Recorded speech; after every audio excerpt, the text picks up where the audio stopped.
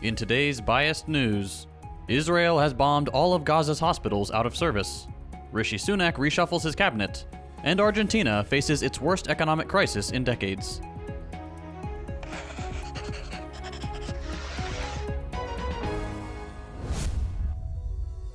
In today's Gaza update, overnight, Israel conducted approximately 14 raids in the occupied West Bank, marking a decrease from the nightly average of around 40 since October 7th. The Israeli military made 50 arrests during these latest raids, bringing the total number of Palestinians arrested since October 7th to over 2,500. Importantly, these individuals are being held in administrative detention, an unjustifiable practice allowing indefinite detention without trial or formal charges. A 33-year-old Palestinian prisoner has died in an Israeli prison, marking the third such death that has been reported since October 7th. Unnamed Israeli officials have warned of an increased probability of a full-scale war with Lebanon's Hezbollah. The Israeli warning included a threat to devastate Hezbollah's stronghold in the event of a full-blown conflict, further heightening regional tensions.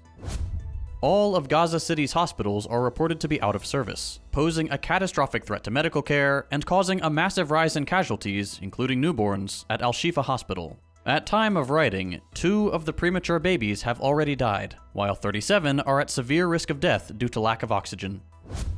Rights organizations continue to accuse Israel of war crimes, correctly stating that an overwhelming majority of the at least 11,000 Palestinians killed in Israeli attacks have been civilians, with 2/3 being women and children. Amnesty International, typically a very pro-Western human rights agency, called on EU countries to demand an immediate ceasefire in Gaza during the European Union Foreign Affairs Council meeting in Brussels. Israel's military deleted a post suggesting that ambulances and hospitals are legitimate military targets and part of terrorist infrastructure. The claim, asserting that these facilities are used by Hamas for military operations, was met with skepticism and calls for proof. So far, all of Israel's propagandistic claims have been proven false, and this one is very clearly no different.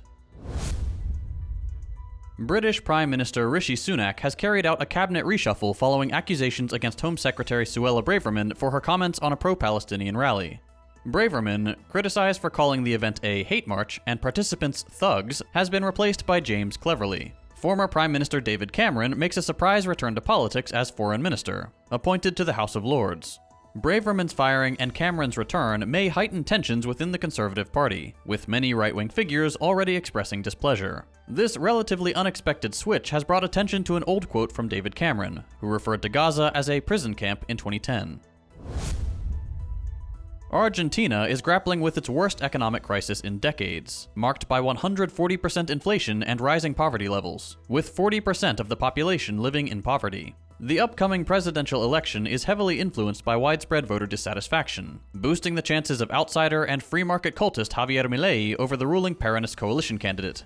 Rising prices have led to a significant shift in consumer behavior, with many Argentines turning to second-hand clothing markets to cope with the economic challenges. The soaring cost of living, coupled with a looming recession, has made essential items unaffordable for a considerable portion of the population. For instance, the price of a new pair of jeans has more than doubled in a year, now representing over 1/3 of Argentina's monthly minimum wage. Annualized inflation, already at 138%, is expected to rise further, adding to the economic woes. The inflationary pressures are attributed to factors such as extensive money printing and a persistent lack of confidence in the local currency. In this economic climate, citizens are not only seeking affordable clothes, but also participating in clothing fairs to sell old garments as a means of generating extra income. The dire economic conditions are affecting individuals across various socioeconomic backgrounds, with even middle-class families resorting to selling clothes at fairs to make ends meet. The struggle for affordability is particularly evident in the contrast between rising prices and salaries, with the local monthly minimum wage being significantly eroded by inflation. In today's lightning round, the European Union condemned the escalating violence in Sudan's Darfur region, warning of the potential for another genocide. The EU's top diplomat expressed concern over atrocities against Darfur's Masalit people, describing them as part of an ethnic cleansing campaign by the Rapid Support Forces paramilitary group.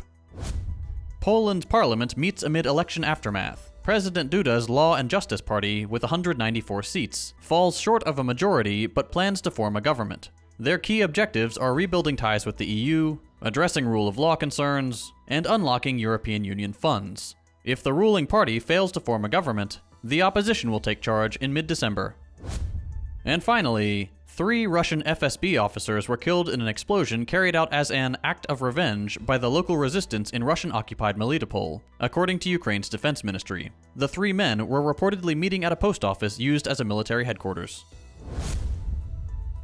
And in positive news for the day, in Gaza, the only remaining ice cream vendor continues to operate amid the challenges of limited electricity and fuel shortages due to the ongoing destruction. The ice cream shop relies on solar panels for power. Despite the difficult circumstances, children express happiness when they can enjoy ice cream, providing a brief respite from the harsh realities of their situation.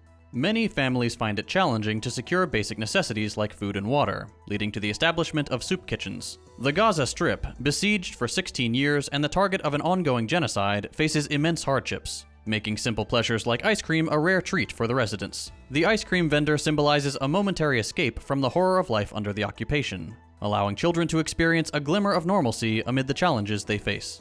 That's all for today. We'll be back on Wednesday with more news. If you enjoy the work we're doing and you'd like to support the show, consider becoming a patron at patreon.com/firstthought. All patrons get an audio version of the news, plus access to our long-form episodes 2 days early. Thanks for watching, and we'll see you next time.